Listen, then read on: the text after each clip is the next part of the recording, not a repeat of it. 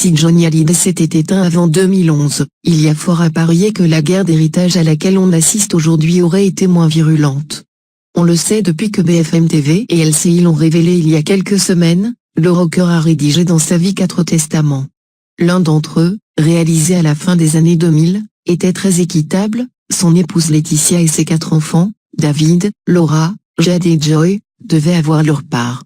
Mais comme le révèle aujourd'hui Le Point, tout a changé après les lourds problèmes de santé du chanteur en 2009. Alors qu'il était dans le coma au Cedars-Sinai de Los Angeles, Laetitia et David s'étaient violemment disputés. À son réveil, le rocker avait appris la nouvelle et coupé les ponts avec ses 2 aînés.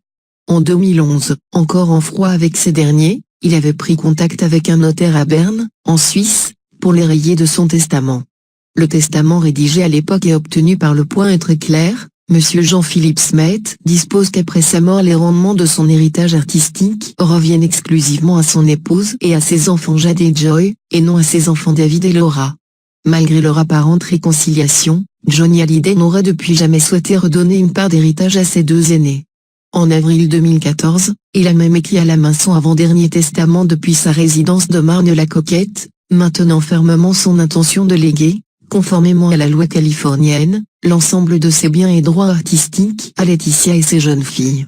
Le dernier testament de Johnny Hallyday, qui fait aujourd'hui tant parler de lui, a été rédigé en 2014. Beaucoup plus détaillé, il est doublé de celui de Laetitia, une copie conforme de celui de son mari.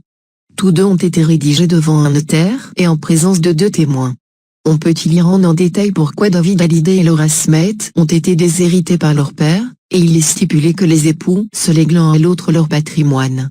Des testaments croisés qu'ils ont décidé de faire, comme nous l'apprend Le Point, suite à la mystérieuse disparition d'un avion.